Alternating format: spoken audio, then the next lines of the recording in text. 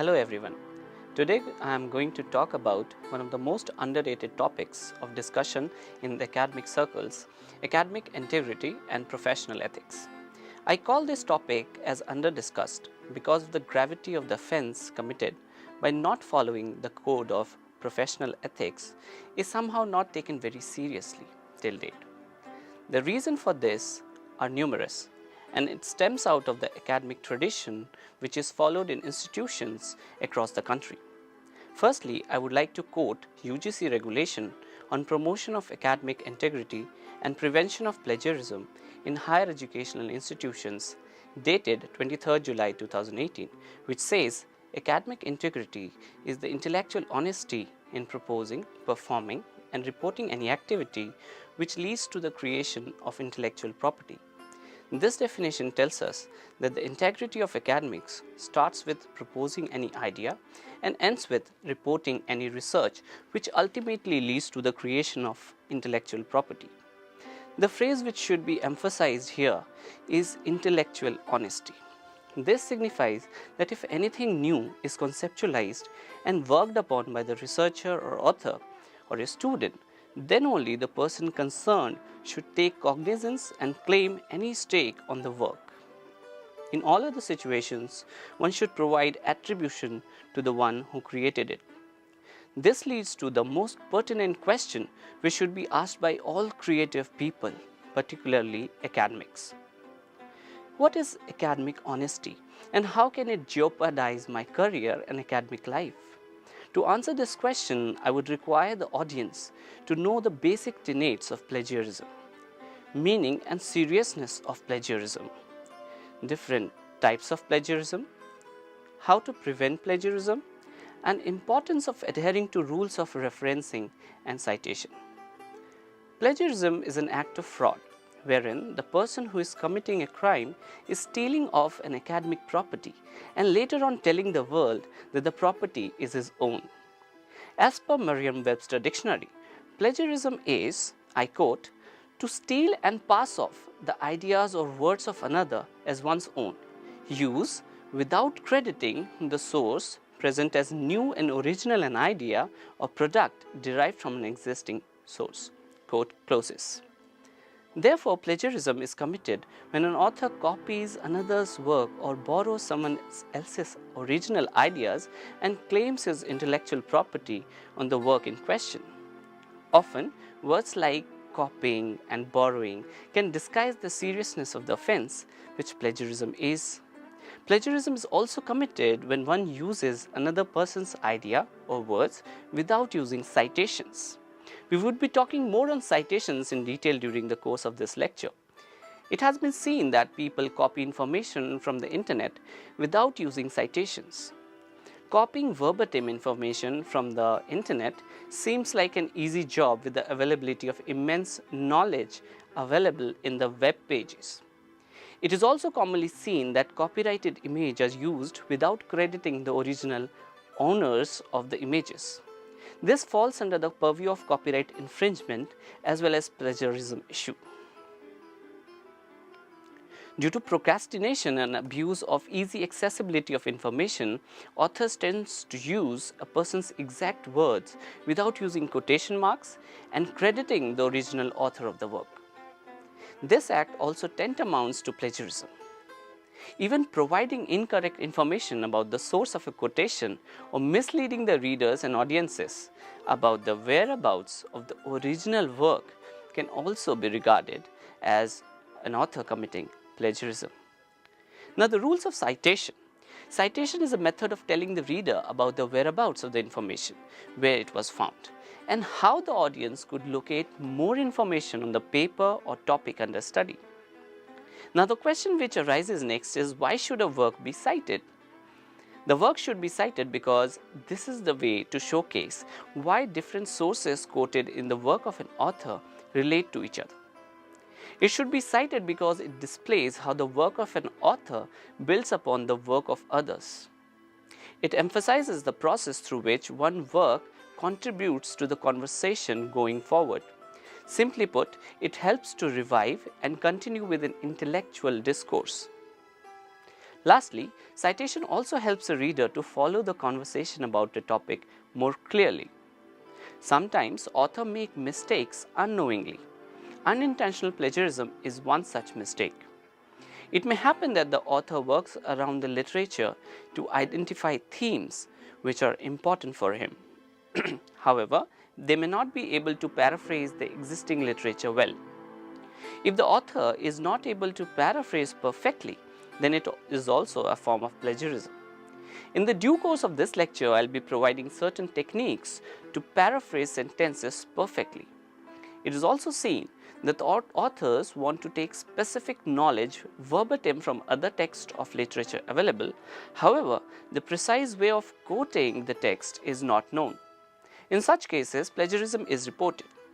In addition, there are certain situations when the researchers are citing the works of others poorly in their own work, subsequently leading to plagiarism. This was about unintentional plagiarism. On the other hand, we have the most unacceptable and unethical practice which is rampant, and a lot of attitudinal change is required in order to deal with it, which we call as intentional plagiarism.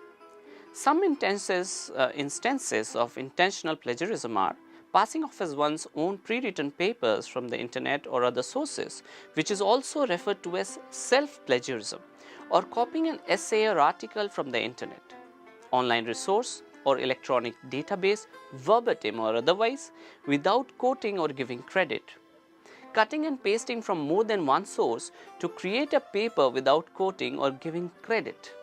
Now, the question which is very relevant today is plagiarism crime, and does copying of substantial portion of a published work written by someone without attribution and without permission become a punishable offense?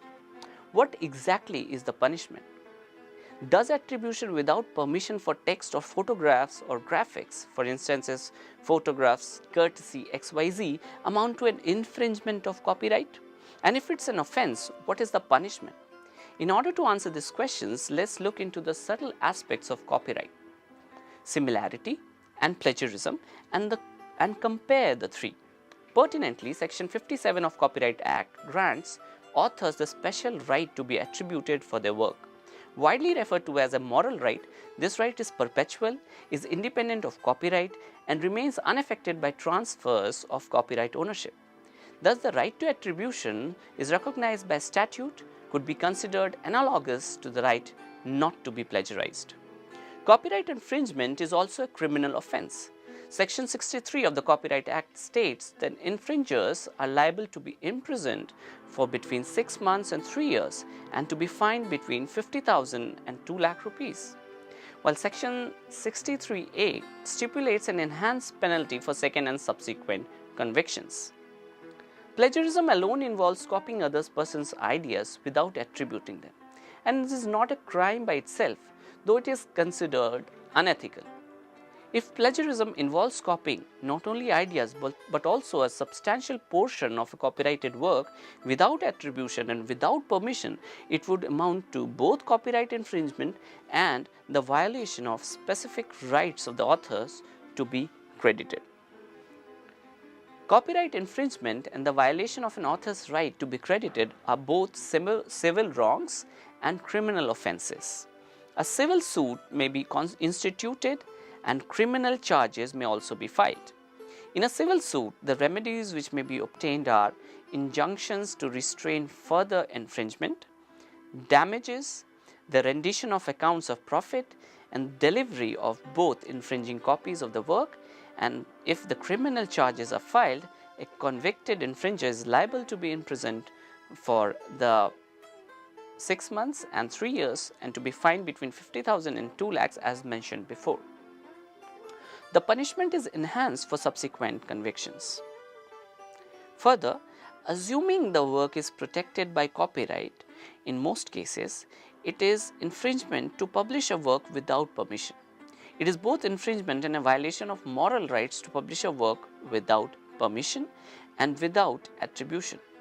It is a violation of moral rights to publish a work with permission and without attribution, possibly unless the author has agreed not to be attributed. The remedy available to those authors whose right to claim authorship has been violated are similar to those available in cases of copyright infringement. Now, as far as similarity is concerned, there is a distinction which can be made between plagiarism and similarity. As far as plagiarism is concerned, there should be a zero tolerance policy on it. And if we take similarity into consideration, there are certain qualitative assessments which should be carried out before the manuscript is declared plagiarism free. For this, we go for similarity checks for exclusion. For instance, all quoted work reproduced with all necessary permissions and or attribution, all references, bibliography, table of content, preface and acknowledgements, all generic terms, laws, standard symbols and standard equations are excluded from the purview of plagiarism. Therefore, similarities in such instances are qualitatively allowed. University Grants Commission, in its notification of the regulation, has mandated the following provisions with respect to similarity. Quoted, the research work carried out by the student, faculty, researcher and staff shall be based on original ideas which shall include abstract, summary, hypothesis, observations, results, conclusions and recommendations only and shall not have any similarities. It shall exclude a common knowledge or coincidental terms up to 14 consecutive words. As per the regulation, levels of plagiarism has also been defined. Plagiarism will be quantified into following levels in ascending order of severity for the purpose of its definition. Starting with level 0, in which the similarity is up to 10%, in which there are no similarities or minor similarities. Level 1, where similarity is above 10% to 40%.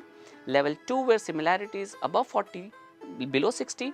Level 3, similarity is above 60%. For the levels so defined, penalty for plagiarism has also been earmarked. Institutional Academic Integrity Panel shall be proposed, which will decide on the severity of the plagiarism. For level 0, that is similarity is up to 10%, minor similarity, there is no penalty. For level 1, similarity is above 10% to 40%, such students shall be asked to submit a revised script with a stipulated time period not exceeding 6 months. For level 2, similarity is above 40, below 60, such students shall be debarred from submitting a revised script for a period of 1 year. For level 3, similarity is above 64%, such student registration for that program shall be cancelled. Penalty on repeated plagiarism, such student shall be punished for the plagiarism of one level higher than the previous level committed by him or her. In case where plagiarism of highest level is committed, then the punishment for the same shall be operative. Penalty in case where the degree or credit has already been obtained.